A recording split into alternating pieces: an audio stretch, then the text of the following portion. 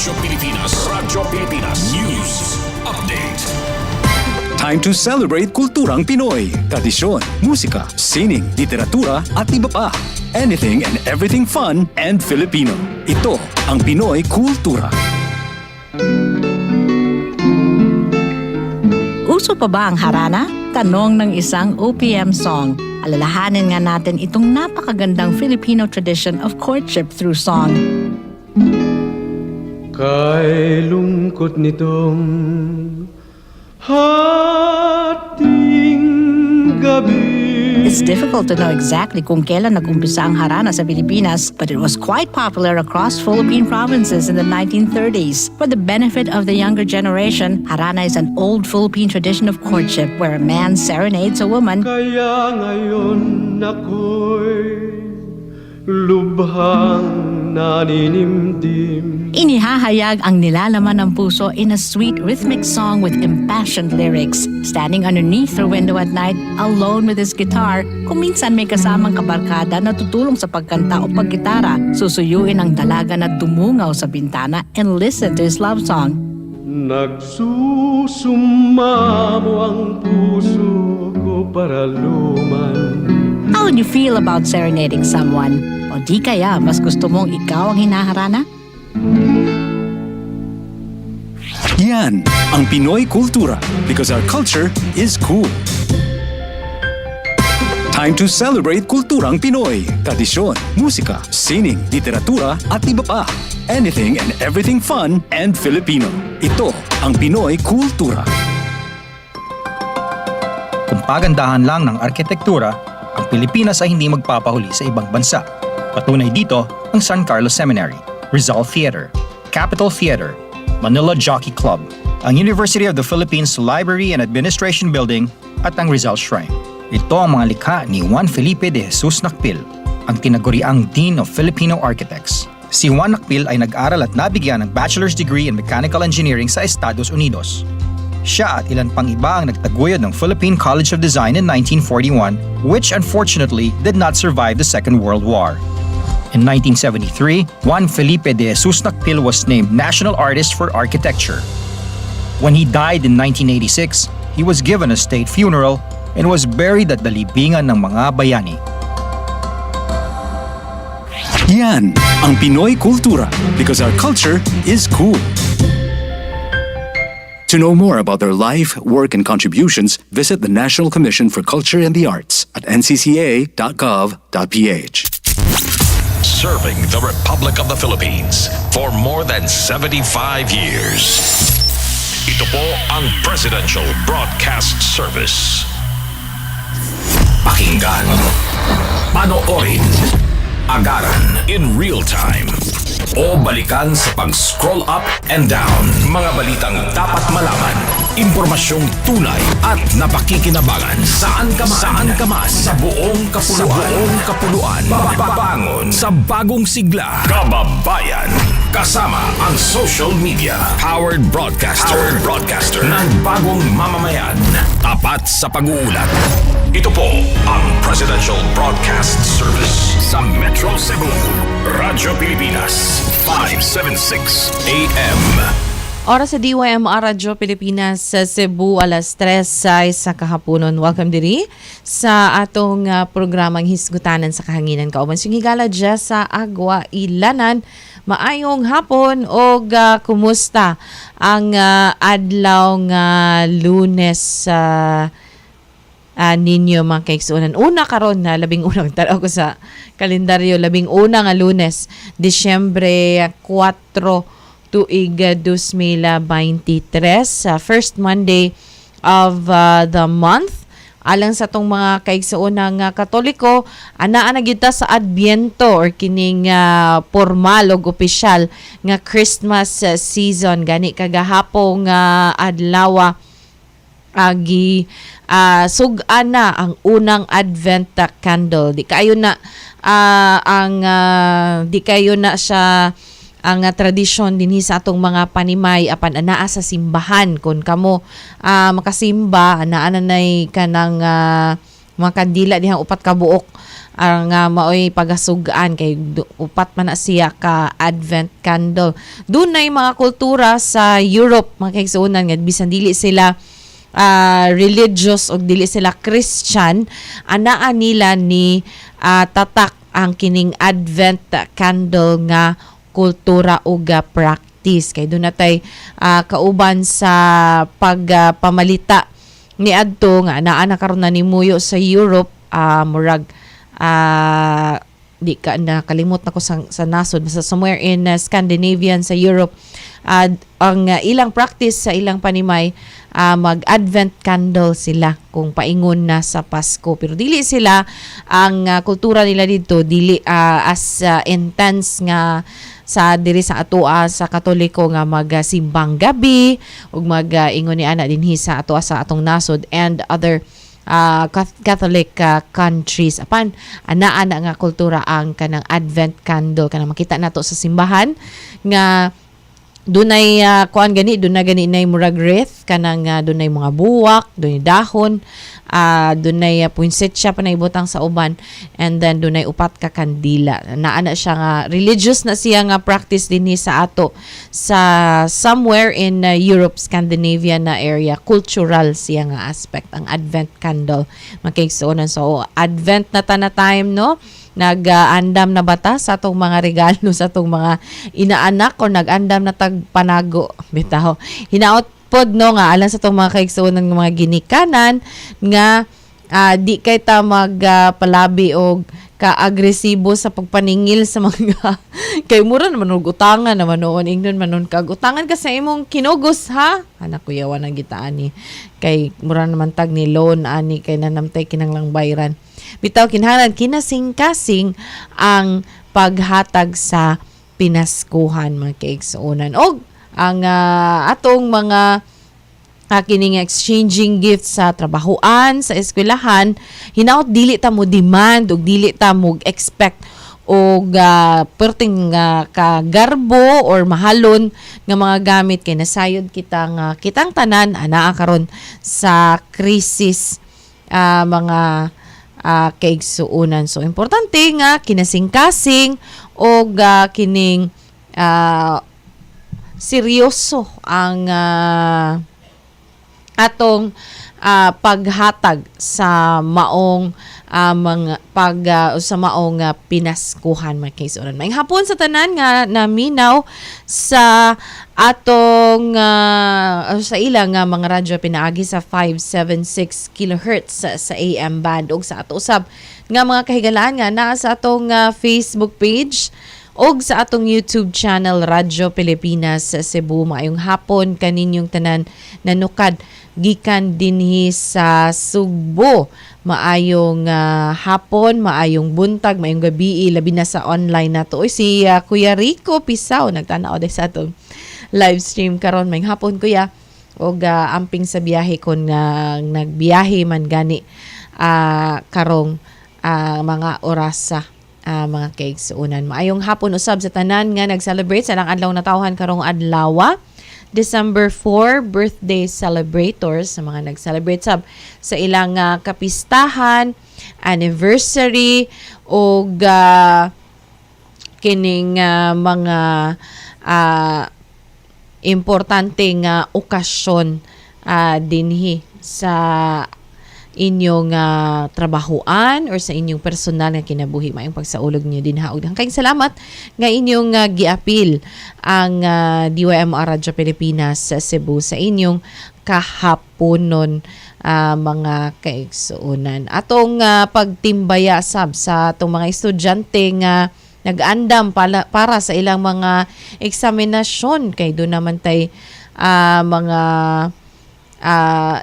mga estudyante nga dunay exam kay December, mas sayuh ang ilang examinasyon aron makafocus na sa pagpractice sa sayaw ug presentation sa ilang Christmas party sa ilahang mga tunghaan mga kaigsuonan. Kay doon naman tay mga tunghaan nga mag-break over the Christmas break, dunay semestral break ni ana mga kaigsuonan. Instead of ang sem break ana sa October paingon sa November, ari na siya isakay sa Christmas break, mga kaigsuunan. So, amping labi na sa mga nag-andam sa ilang mga eksaminasyon, mga nagtuon or gikan sa trabahuan, paingon sa trabahuan, yung kahaponon alang sa mga afternoon o evening shift, amping hinaot nga andam ta sa ulan og init kay bisan og doon natin na sinati nga El Nino phenomenon,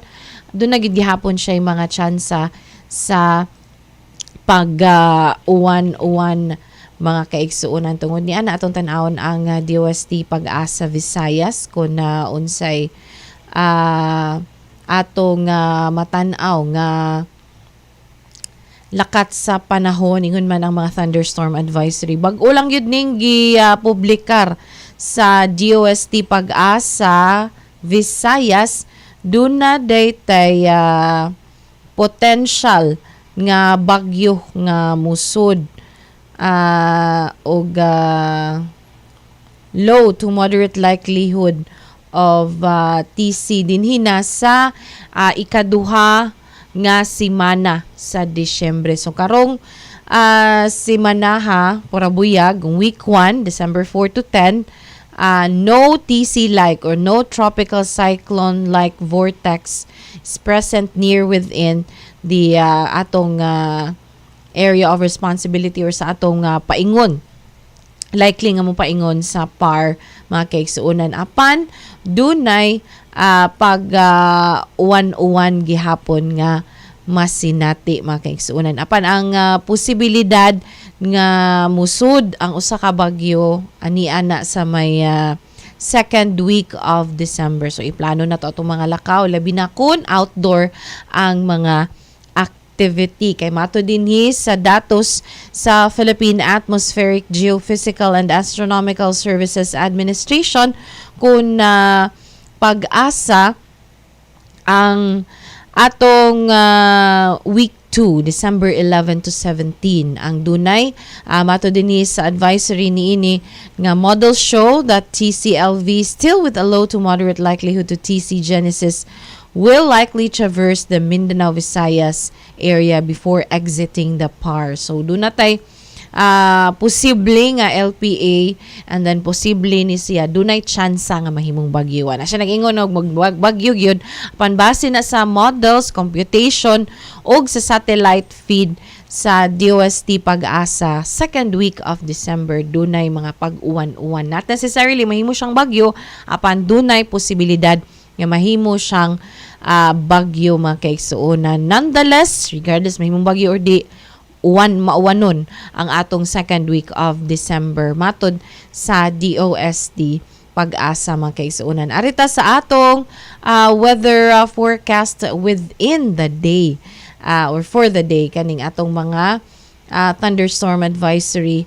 mga kaigsuunan. Ang lalawigan sa Bohol, San Isidro, Tagbilaran, portion of Dawis, portion of Baclayon, doon na ni sila yung mga nasinati nga moderate to heavy nga pag-uwan, mga kaigsuunan. So, doon ay kining pag-uwan-uwan ganina sab o posibleng hangtod karon na nasinati pa ni dina sa may Medellin og daan bantayan dinhi sa Cebu, sa Barugo, Tunga, portion of Haro, portion of Santa Fe diha sa Leyte province, sa susama sab sa Alang-alang, San Miguel dinha gihapon sa Leyte province, mga kaigsuunan. Alas 3:16 sa atong palamang ang first set sa atong pahinumdum mo balik ang Hisgutanan sa Kahanginan. Bagamat hindi natuloy si Pangulong Ferdinand R. Marcos Jr. sa Dubai, nagpatid pa rin siya ng mensahe para sa Filipino community doon. Kapanghinayang nga dahil I was looking forward to being with you dahil alam nyo sa lahat ng aking mga pagbabiyahe, ang pinakamasaya sa lahat ng biyahe na yan ay pagka nakikita tayo mga Pilipino, dahil siyempre pagka maraming Pilipino laging masaya, laging may kantahan, laging may tawanan. I feel very bad that I will not be able to do it with you this time. Sa kabila ng pagiging abala ng ating Pangulo, hindi pa rin niya nakalimutang pasalamatan ang mga Pilipinong nagtipon upang magparating ng suporta sa ating pamahalaan. Sa ngayon, gusto ko lang pasalamatan kayo sa inyong malaking ambag sa bayan. Ang sipag, ang kahusayan at pagtataguyod nyo ng serbisyong Pilipino ay isang kahanga-hangang halimbawa para sa ating lahat dito sa Pilipinas at kinikilala na sa buong mundo. Para sa iba pang mga balita at impormasyon, manatiling nakatutok. Tapat sa pag-uulat, Radyo Pilipinas. Pinangunahan ni Pangulong Ferdinand R. Marcos Jr. ang pamamahagi ng People's Survival Fund o PSF sa ilang mga local government units para magamit sa mga proyektong tutugon sa climate change. I am pleased to announce a historic achievement, the approval of 5 climate change adaptation projects in various local government units, totaling 539.44 million pesos. One project development grant worth 2 million has likewise been recently approved. We can proudly say that the Philippines is a trailblazer in domestic climate finance for adaptation, showcasing our nation's commitment to global environmental responsibility. Hinikayat naman ng Pangulo ang lahat na makiisa at maging bahagi ng mga proyektong pipigil o magpapagaan sa epekto ng climate change sa ating bansa. Let us view the challenges brought about by climate change not as burdens to be carried, but opportunities for renewal and advancement. Through the PSF, we can realize our dream for a sustainable and climate-resilient Philippines. We can showcase the transformative change that a united people can achieve. Para sa iba pang mga balita at impormasyon, manatiling nakatutok. Tapat sa pag-uulat, Radyo Pilipinas. Ilang araw na lang, Pasko na! Ang bilis ng araw, hindi ba? Siguro ay nagsisimula na kayong mamili ng mga panregalo. Kaya narito ang ilang simple shopping tips para sa inyo. Iset ang budget para maiwasan ang overspending. Ilista ang mga re-regaluhan at mga planong bilhin para walang makalimutan. Mamili ng mas maaga para hindi makasabay sa dagsa ng iba pang holiday shoppers at hindi abutan ng mahabang pila sa mga cashier. Kung bibili online, siguraduhing legit ang seller at gawin ang lahat ng pag-i-inquire para hindi mabiktima ng scam. Kung online shopping platforms naman ang inyong option, ugaliing magbasa ng mga reviews para masigurong correct items ang dadating sa inyo. Piliin ring bumili sa seller na may mataas na rating mula sa mga buyers. Maghanap ng items on sale, naka-buy one take one o naka-bundle para makatipid naman kahit paano. Maging wais na shopper.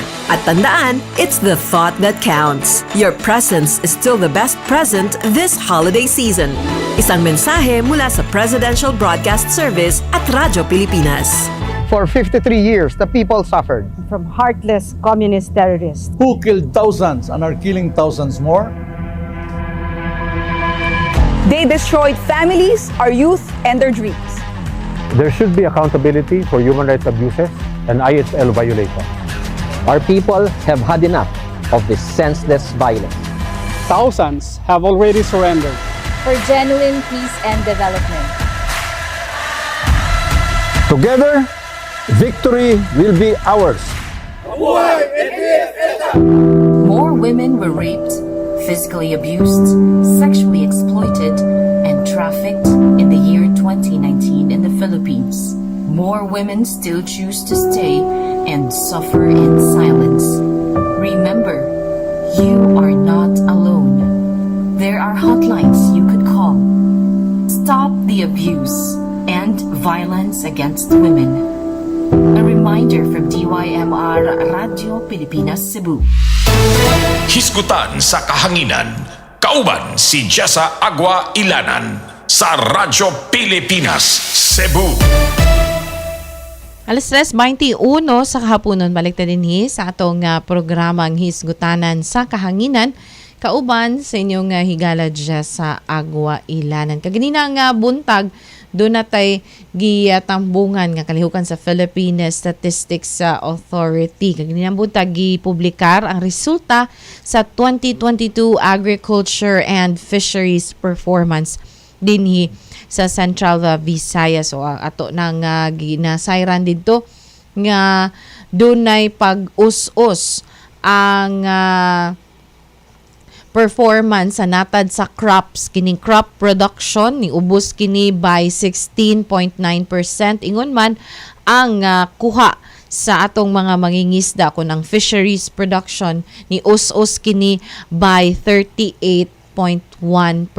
Hinuon ni Saka ang base sa presentasyon ng datos sa Philippine Statistics Authority ni Saka ang livestock sa 9.5% considering nga ni so good na ning ASF ni ning maong tuiga apa ni Saka gihapon ang livestock tungod sa lain nga aside sa baboy do napatay lain nga mga livestock din hang dapita og ang poultry ni Saka sab 11.3% ang productivity sa 2022 ni siya hindi ta malipat bisan og gani ata sa 2023 panapos na nga bahin sa 2023 kining systematic nga data analysis sa PSA ari gid ni nila mas medyo uwahin ni siya mogawas ang official nga data kay iproseso pa man ni ug i-analyze pa ni sa atong mga statisticians dinha sa Philippine Statistics Authority. Mo na ang sesyon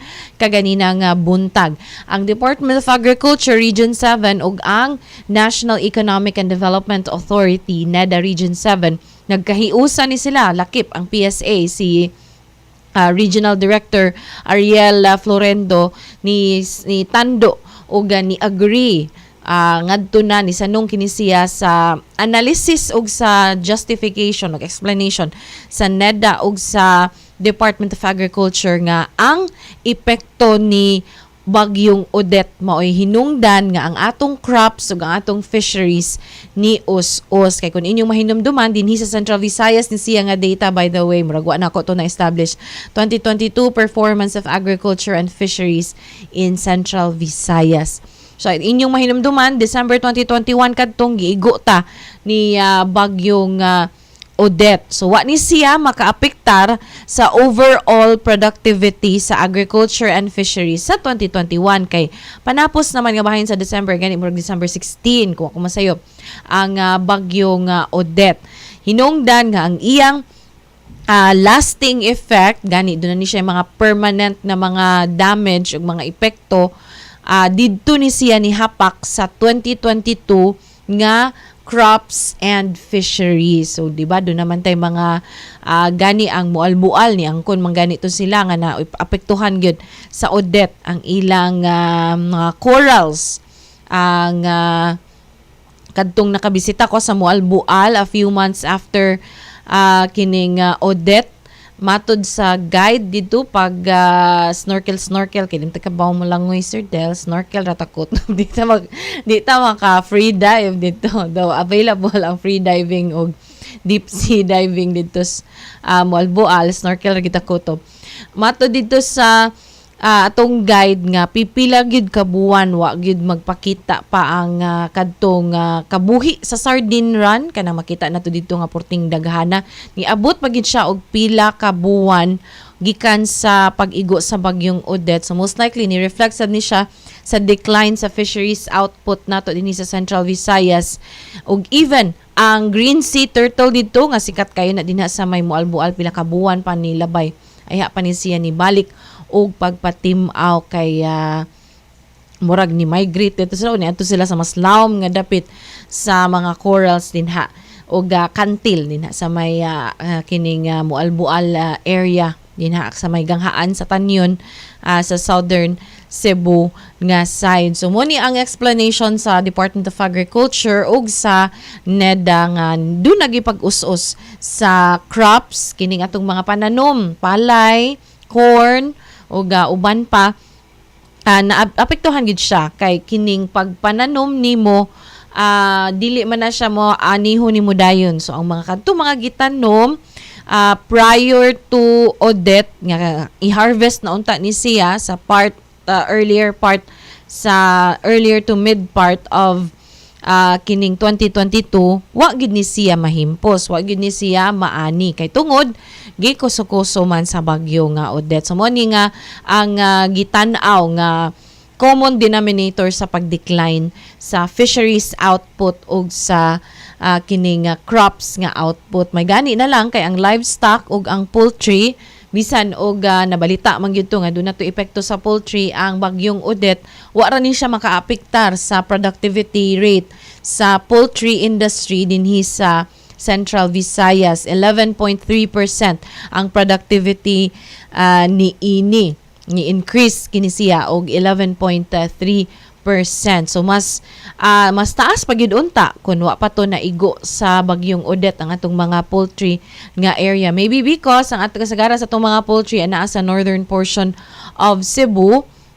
Unya si Odette niigo man sa southern portion, central and southern portion of Cebu. Hinungdan nga wa ra kaayong maigo ang atong poultry industry, mga kaigsuunan. Karon hapon pahigayon o nagpadayon ang session didto gani ang presentation karong hapon niungot maning live sa PSA.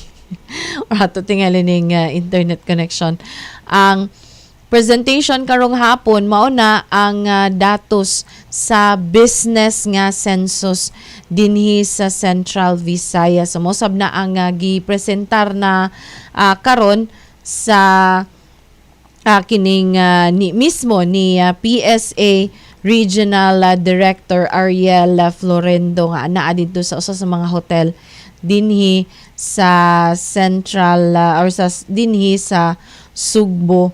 Mga kaigsuunan ato ning balikan ang kining atong balikan ang presentation ng pagsugod sa presentation ni Engineer Ariel Florendo, ang Regional Director sa PSA Region 7. Presenting to you the result of SPBI. Before anything else, I'd like to greet everyone. Good afternoon.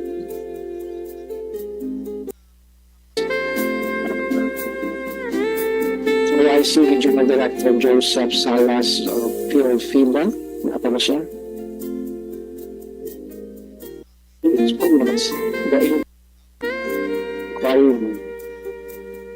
manufacturing, electricity, gas, steam, and air conditioning supply, water supply, sewage, waste management, and remediation activities, and 5 construction sections. The last group is the services. This covers 12 sections, namely 1. Wholesale and retail trade, repair of motor vehicles and motorcycles, and transportation and storage, accommodation and food service activities, 4. Information and communication, 5. Financial and insurance activities, 6. Real estate activities, 7. Professional, scientific, and technical activities, 8. Administrative and support activities, 9. Education, 10. Women, health and social work activities, 11. Art, entertainment, and recreation, and lastly, 12. Other service activities sections. Establishments are also classified based on employment grouping as follows. Micro-establishments are establishments with total employment of 1 to 9. Small establishments are those with total employment of 10 to 9 or 99. Medium establishments are those with total employment of 1 to 9. Sakto ba? 100 to next. Natulala nila. Okay, large establishments are those with total employment of 200 and over. Those are large establishments. Now I will proceed on the result. Most for the number of establishments. The 2021 SPBI results showed that there were a total of 281,152 establishments in the formal sector of the economy. That number was higher by 18.4% than the 237,367 establishments recorded in 2020. However, the number of establishments in 2021 could indicate recovery from the pandemic period. It is also close to the pre-pandemic number of establishments at 282,870 establishments in 2019. In Central Visayas, there were a total of 24,200 or 157 establishments in the formal sector of the economy.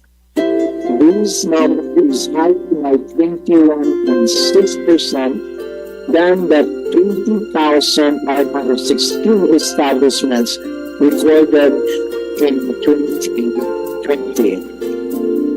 Although this shows a recovery from the pandemic period, the 2021 estimated number of establishments is still lower than the pre-pandemic period of 26,332 establishments in 2019. By both industry group and Central Visayas, services group posted the highest number of establishments with 21,669 or 86.8% of the total number of establishments in 2021. This was followed by industry with 3,098 establishments or 12.4% of the total.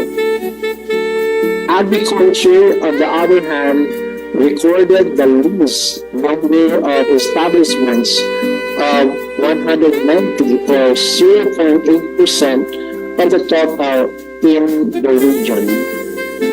Among 18 sections, the top three terms of number of establishments were wholesale and retail trade, repair of motorcycle vehicle and motorcycles.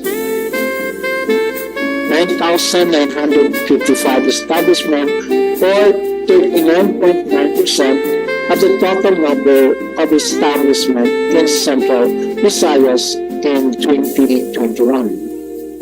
The second, financial and insurance activities placed second with 4,032 establishments or 16.2%, and accommodation and food services activities with 2,207 establishments or 13.3%. In terms of annual increase by both industry group, services with 21,669 establishments in 2021 had the highest increase of 12,075 establishments or 23.2% annual growth, and the 17,594 establishments reported in 2020.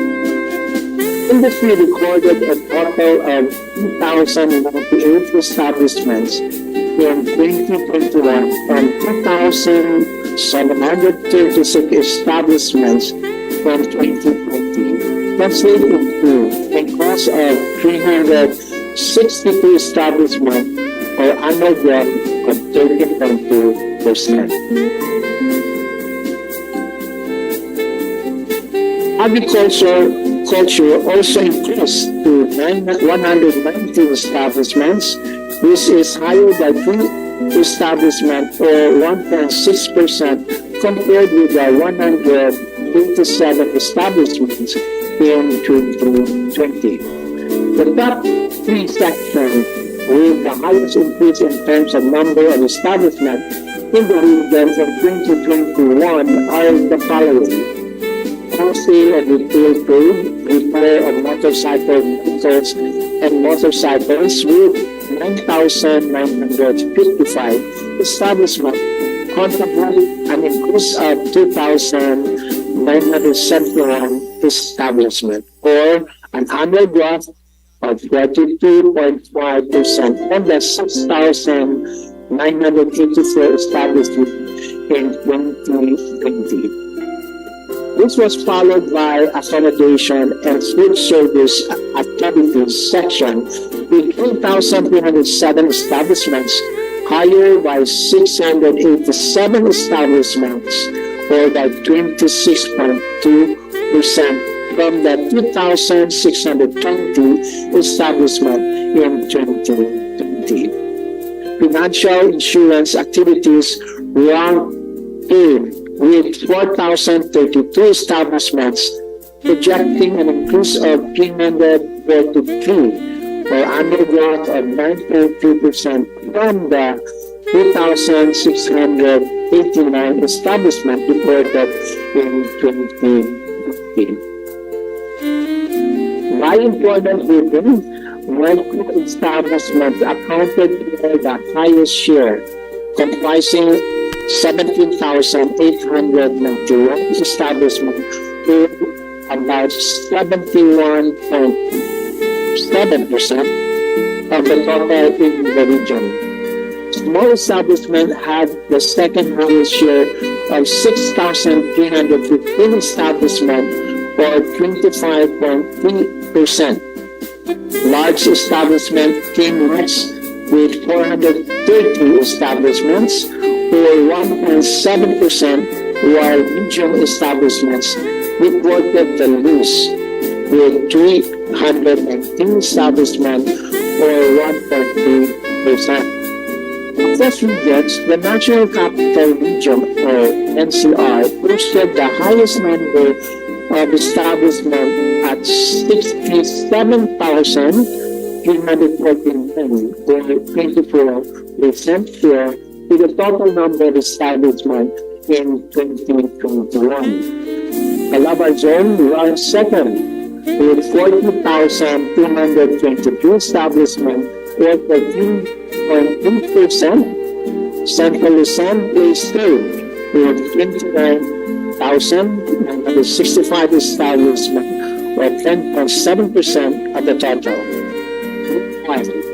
Central Visayas ranked 4, accounted 24,927 establishments, or 8.9% of the total in the country. Now, I will discuss the 2021 ASPBI result in terms of total employment. Total employment refers to the total number of persons who work in or for the establishment. This includes paid employees, working owners, unpaid workers, and all employees who work full-time or part-time, including seasonal workers. Also included are persons on short-term leave, such as those on sick, vacation, or annual leaves, and on strike. Excluded from the account of total employment are consultant, home workers, workers receiving pure commission only, workers on indefinite leave, silent or inactive partners, and members of cooperative who are not involved in the operation of the cooperative. For ASPBI, the reference for the total employment is as of November 15. The total employment in the Philippines in 2021 rose to 6,155,893 workers, which translates to 1.5% increase from the 6,066,273 workers reported in 2020. Though the 2021 employment is still far from the pre-pandemic total employment of 7,736,584 workers in 2019. Following the trend at the national level, the total employment in Central Visayas in 2021 likewise increased to 639,767 workers. This translates to 12% annual growth from the 571,299 workers reported in 2020. This indicates a recovery from the pandemic period. In 2019, the estimated total employment in the region was at 720,276 workers. Out of the reported total employment in 2021, majority were paid employees comprising 635,513 employees or 99.3% of the total, while the remaining 4,254 or 0.7% were unpaid workers. Makato si PSA, Philippine Statistics Authority 7 Regional Director Engineer Ariel Florendo nang nag-present sa datos sa businesses and employment sector dinhi sa Central Visayas ang annual survey sa Philippine Business and Industry sa tuig 2021.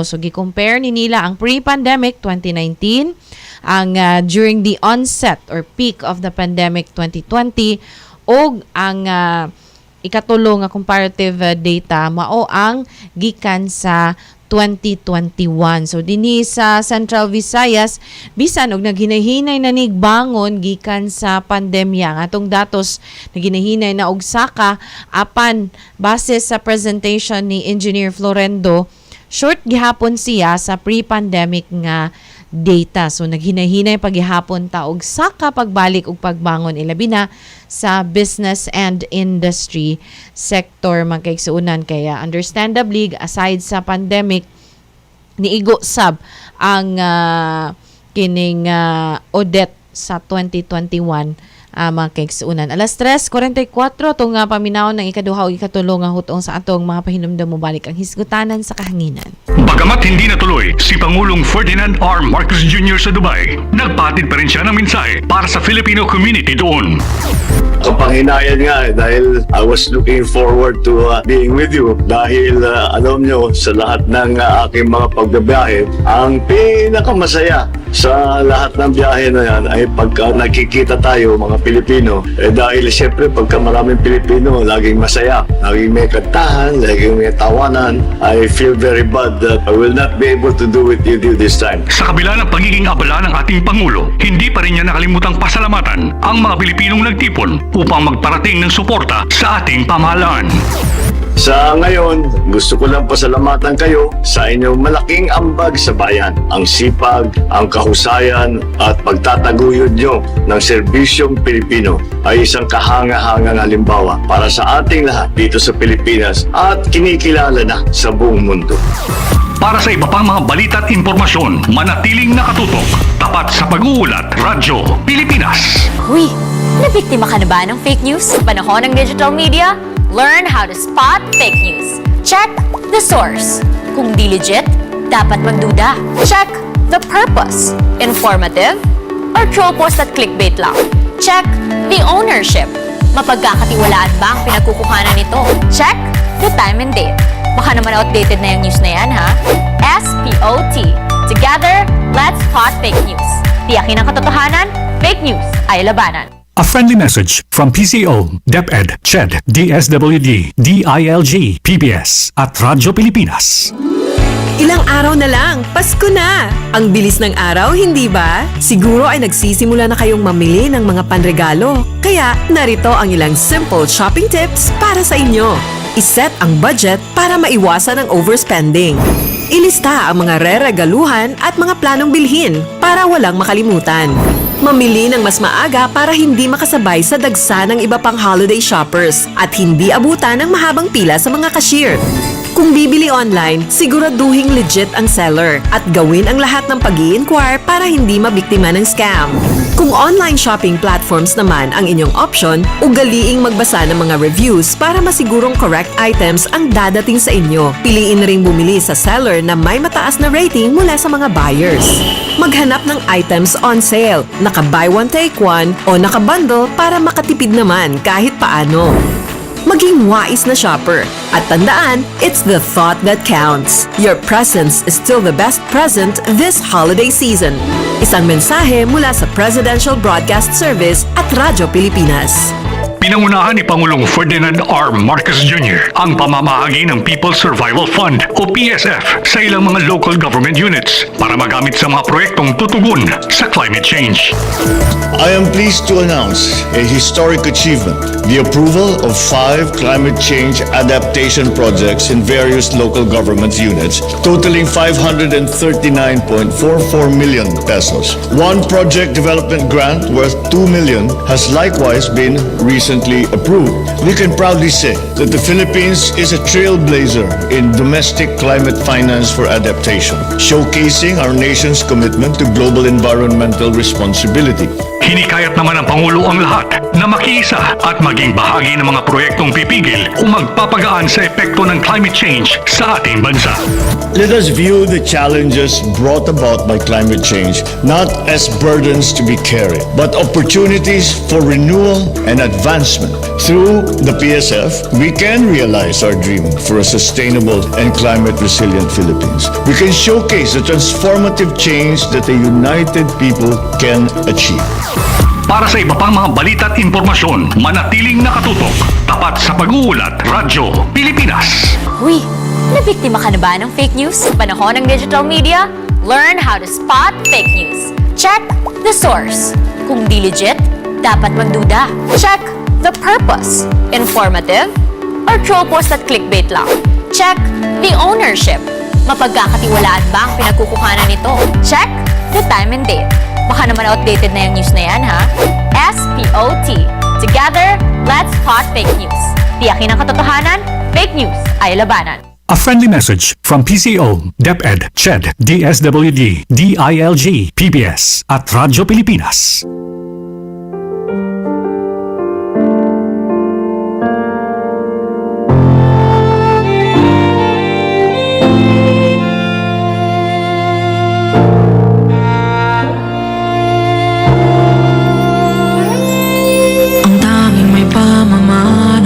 Edukasyong Pilipino, tinuturong galing at talino para maabot ang pangarap mo. Ang tanging handog ko sa'yo'y edukasyong Pilipino. Diskarteng mula sa puso, mamamangha ang mundo. Matatag na mga guro, matatag sa mga pagsubok, matatag na mga mag-aaral, matatag na talino'y umiiral. Hinaharap ang hirap, walang takot sumugod, humahanap ng solusyon, ipaglaban ang edukasyon. Kabataang Pilipino, Muslim o Kristiyano, lahat ng paniniwala, lahat ng katutubo, may kapansanan, iba man kasarian. Ang ating pag-aaral ay ating karapatan. Ang ating pag-aaral, pang-ahon sa kahirapan. Matatag na mga guro, matatag sa mga pagsubok, matatag na mga mag-aaral, matatag na talino'y umiiral. Hinaharap ang hirap, walang takot sumugod, humahanap ng solusyon, ipaglaban ang edukasyon. Ang tanging alay ko sa'yo'y edukasyong Pilipino, matapat ng pamamaraan, maunlad na kinabukasan.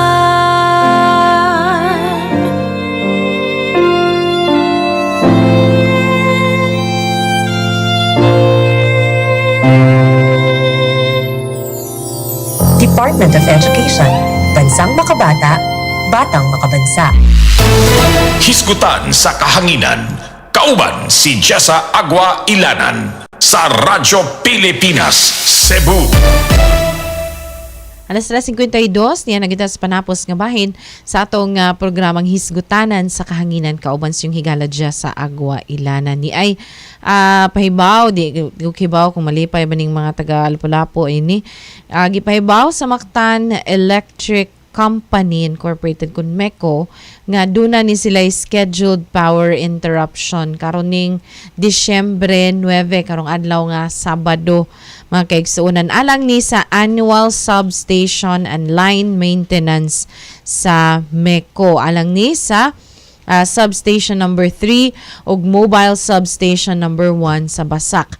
Apektado sa maong pagkapaong sa suga ug kuryente karong Sabado gikan sa alas 6 sa buntag hangtod sa alas 12 sa udto, balik 6 hours ni siya ang feeder 1 dias may Basak, barangay Basak nga dapit kutob sa murag paingon naman ni Villa del Rio dapit sa may Babag 2 ang feeder 1. Feeder 1A sa City Times Square sa may Gaisano Basak o Gaisano Mactan. Feeder 2 sa Mactan Town Center Basak kutob na nis may Gunob Elementary School. Feeder 3 Basak Barangay Hall sa Stack area kutob na sa Buaya Back Abing Compound. Feeder 10A, Lim Felix Fernan Building, kutob sa may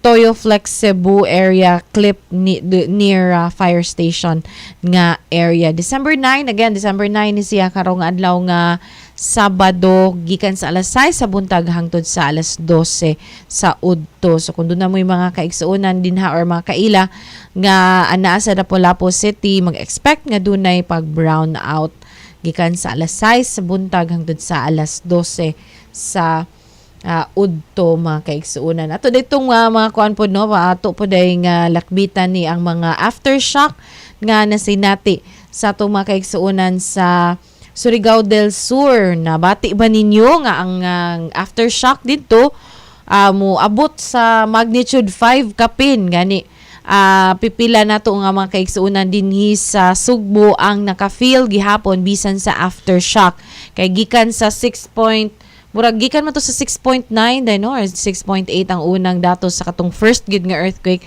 gi-upgrade ngadto sa 7.4 so mas kusog pa gani siya sa linog nga nasinati in comparison dili lang ni for reference lang ni dili ni siya moingon nga mas grabe didto mas luoy sila mas ingan ni mas hayahay ang kadtong mas ubos nga linog kay wagi hayahay aning linog mga higala ato lang for comparison alang sa mga nakasinati sa magnitude 7.2 din sa Bohol mas kusog pa gyud didto sa Surigao del Sur nga nasinati kay tungod ang plate man ni siya dili lang ni siya or ordinaryo nga kining ordinaryo nga kining fault line ang ato gyud ning Philippine Trench dinha ang nilihok mga kaigsuonan nagatoy joke nga basing kunog sakop nas Australia ang Surigao sa sige nilag lihok-lihok sa atong panghinaot o pagpaampo nga hinaot nga okay ra mo dinha og wa nay mga kadaot sa infrastruktura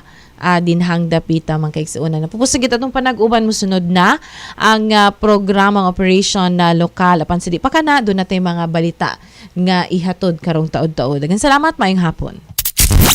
Serving the Republic of the Philippines for more than 75 years.